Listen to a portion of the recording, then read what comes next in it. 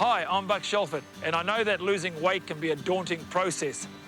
But Harley Thompson faced the scales, telling him that he weighed 240 kilograms.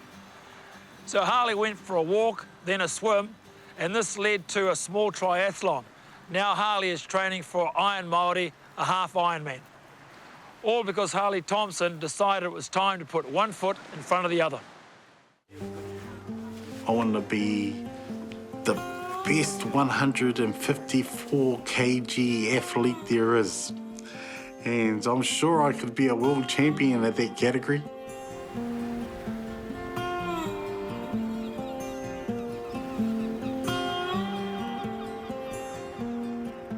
I left college and I was around 100k. I didn't have much fat on me. It was rather lean. And over the next 21 years, managed somehow to peak at 240 Ks. Looking back to childhood, that McDonald's was a treat, and it was a feel-good factor, and it was a treat. And so, like obese people typically, well, for me, if I wasn't feeling too flash, I would pull into McDonald's. I didn't realise I was that heavy. As long as I could find clothes that could fit, then it was about, oh, geez, I need to buy some more clothes. There was a time where I didn't have the flexibility to be able to wipe my backside.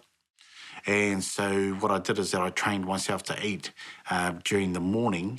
So I'd go to only, and so I'd go to the bathroom in the early evening, and then I'd shower.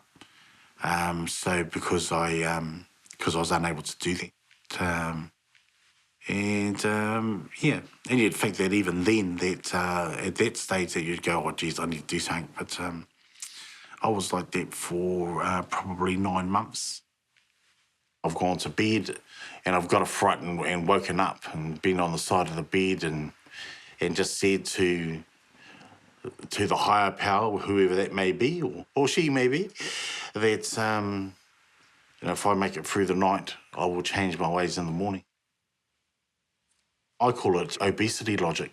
If you wake up the next morning and you're feeling better, you go, oh, yeah, everything must be right.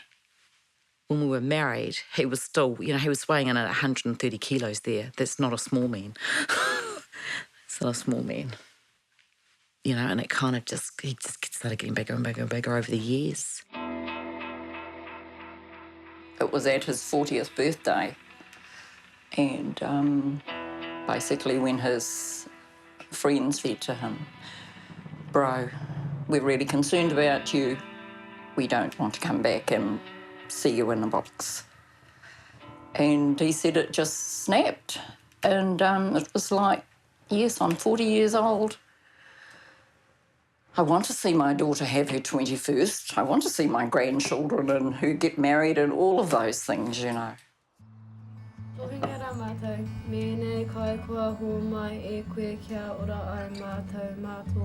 Fun is probably the most important thing in our lives. It makes us who we are.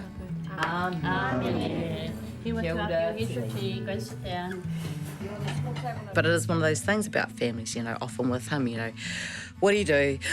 Oh, well, you get together, you catch up, and you eat. We knew that we had to do something. Please don't keep feeding him. It's like the son comes home and the mother puts the food on the table and expects the son to eat it.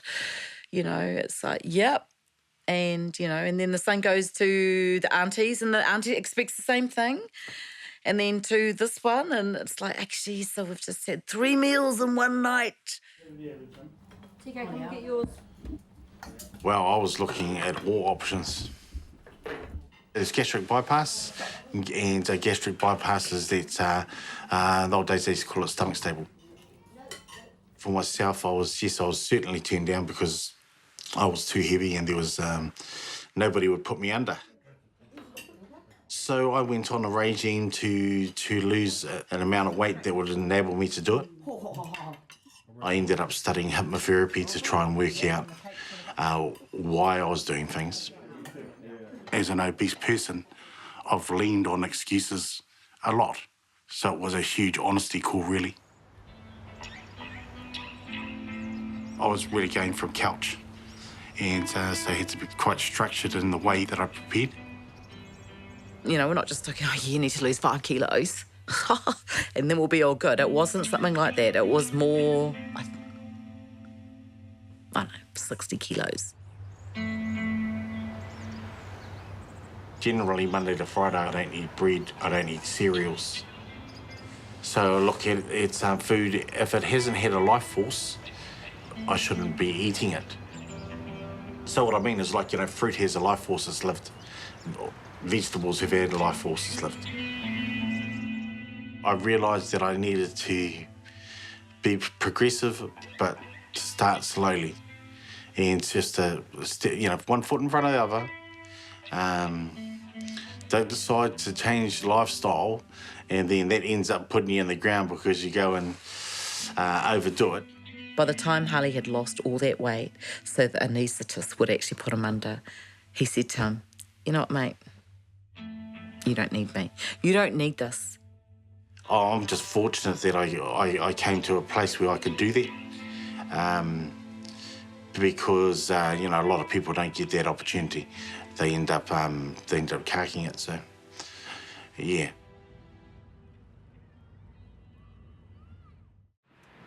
Welcome back, everyone. Good to see you all. I think there was a bit of apprehension initially about the weather, but Tamanui's come out and it's looking like a stunner. Having an issue with your weight and having health problems, you know, people can be really cruel. People will just stare at him. They'll go, oh my God. You know, and it used to drive me insane. I'd want to, you know, take them all on. It's like, well, you know, he's trying. With the Triporniki group, it was all fitness levels. Welcome to come and let's train together and do it safely. Whenever you're ready, mate. Go. I've got a goal body fat percentage, and that's around 14%. That's what I want to get to. I don't weigh myself regularly at all because scales can actually be a deterrent.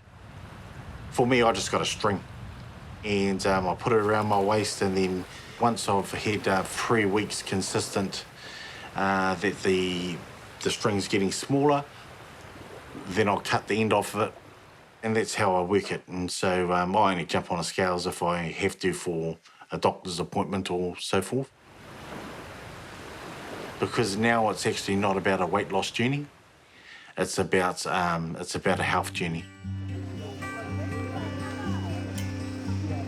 My heart rate has come down 45 beats a minute. And so I had a resting heartbeat of 162. And so it's, you know, it's still not flash at the moment. The other kaupapa that he loves is One Heart Many Lives kaupapa. For him, that's all about actually, you know, Māori men and Pacific Island men actually taking more responsibility for ensuring that they get their health checked. Fantastic. Caterpillar. We can move on now. Any first degree whānau that have had a heart attack or stroke? Yep, grandparents. Your grandparents? Both grandparents. My heart forecast wasn't flash. I think it was a life expectancy of early 50s. And that was more about, was a combination of history in the family of cardiac disease and being 240k. It's, so it's, the forecast wasn't flash. I lost my father too. He had a heart attack when I was 12 years old. And, you know, and I used to say that to Harley. I said, do you want today and Jessie not to have a father? You know, and that's naughty of me to say that. But, you know, do you not want them? Do you not want to see your grandchildren? Because if you don't, you're going the right way about it, mate.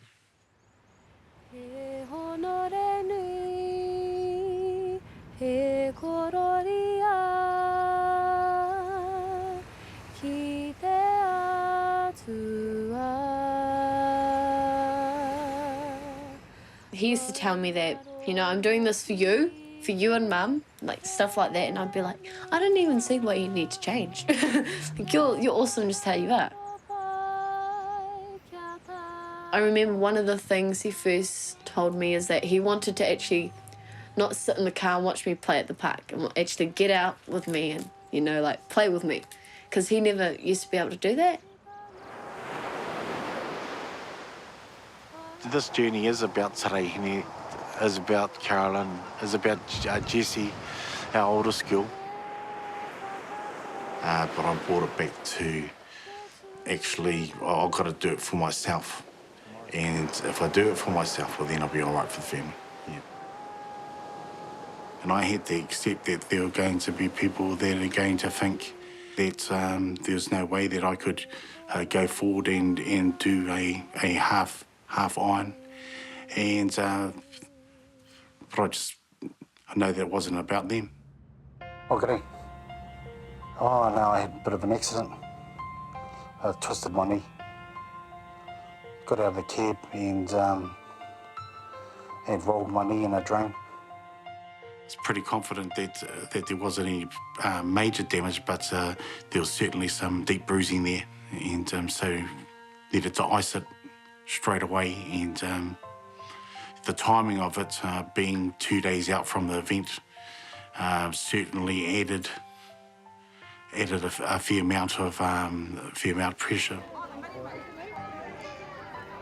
Kia ora, ladies. Kia ora. Harley Thompson. Harley Thompson.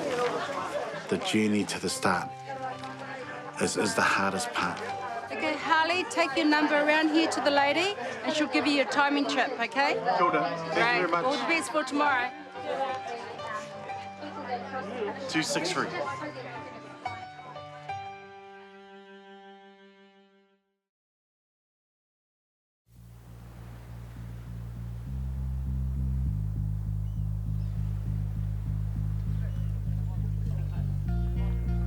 I've got a huge respect for people that do multi-sports, triathlons, coast-to-coast, Ironman, because the amount of grief that they put their body through is pretty amazing. It's a bizarre sensation when you're going to go and hurt yourself purposely. But it'll be a good day, and the weather's good. Napier's put it on, and there's not too much of a breeze, so yeah, we're ready to rock.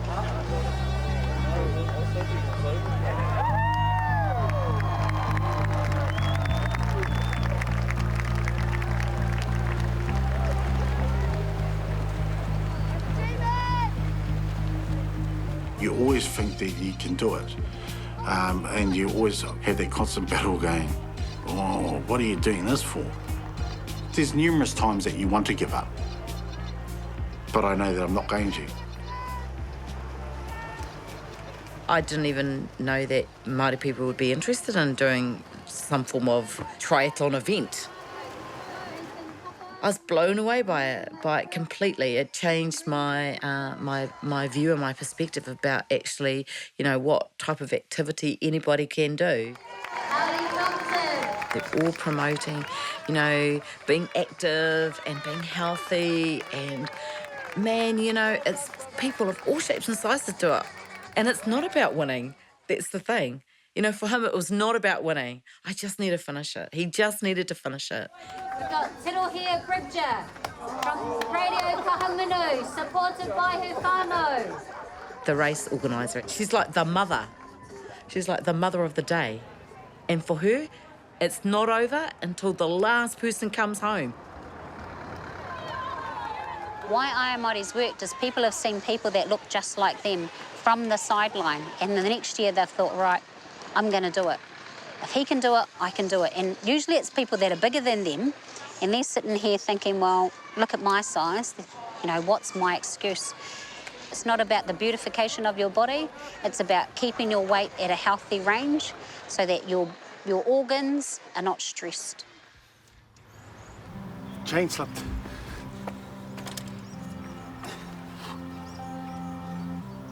It's on now. I suppose the word role model is a bit difficult for me because I've got a long way to go where I want to be in terms of fitness and in terms of health. Sometimes, you know, when you're hurting, and people give encouragement, that's awesome. But sometimes when you're in that dark place, it's annoying.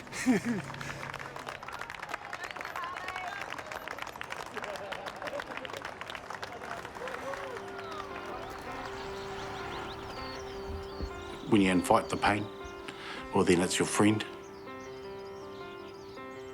You know it's going to come, and as one area of your body gets sore, that will go away because somewhere else will get sore, and so it's pretty much just keep going, and it's part and parcel of what we do. I'm happy I've decided to take this journey. It's opened my world, and my family are benefiting from it. And Carolyn, she's quite a remarkable woman, so. Well done. Yeah, I'm very proud of her. I'm very proud of her for sticking by my side for the last 22 years.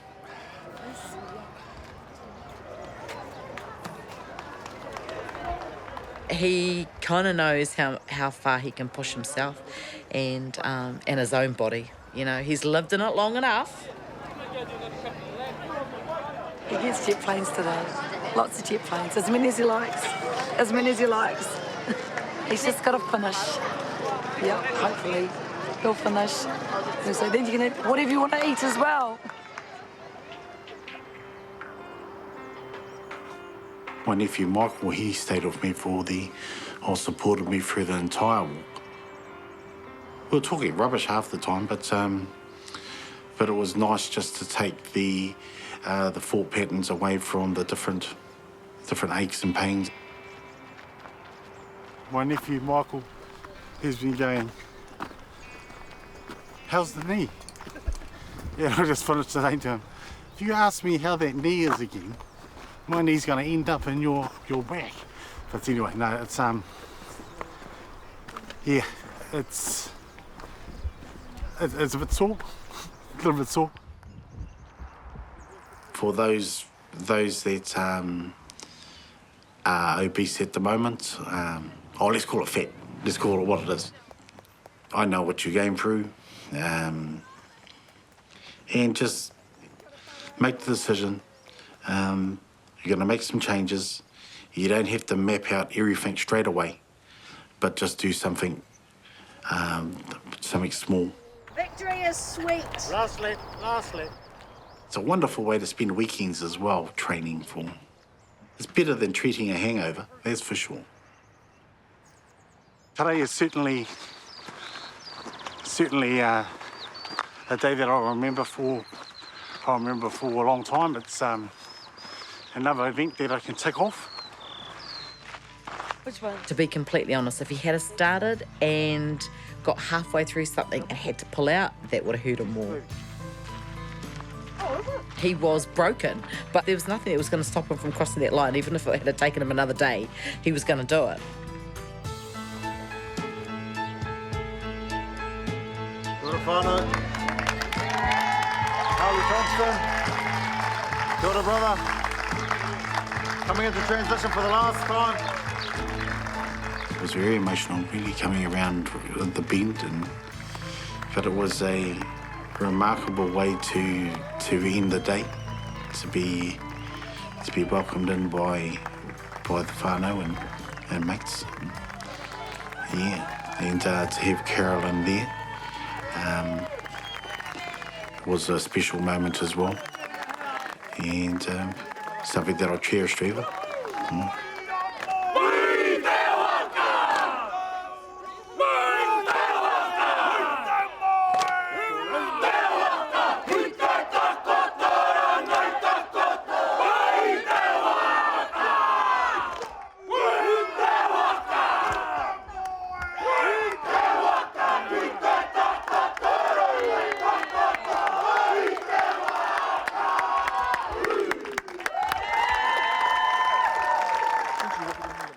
he was so taken by that and so incredibly humbled by the fact that these people waited for him and that they would do this for him. You know, because it was about, yes, he was the last person. There was no one else around. He was the last person that came in to cross the line. And, you know, and as he came in and the haka was going, it was like, wow, that's pretty amazing. I don't know if there's any other triathlon event in the world that would allow something like that to happen. And they did it. I'm so proud, very proud of you. And I'm so grateful that you decided to do, make the change so that you could be here with us for a longer period of time, and that we can continue to enjoy your sense of humour. But you have been a rock for me, and you are my heart, and I love you. So thank you for not giving up on yourself, and not giving up on this family, and for being the man that you are.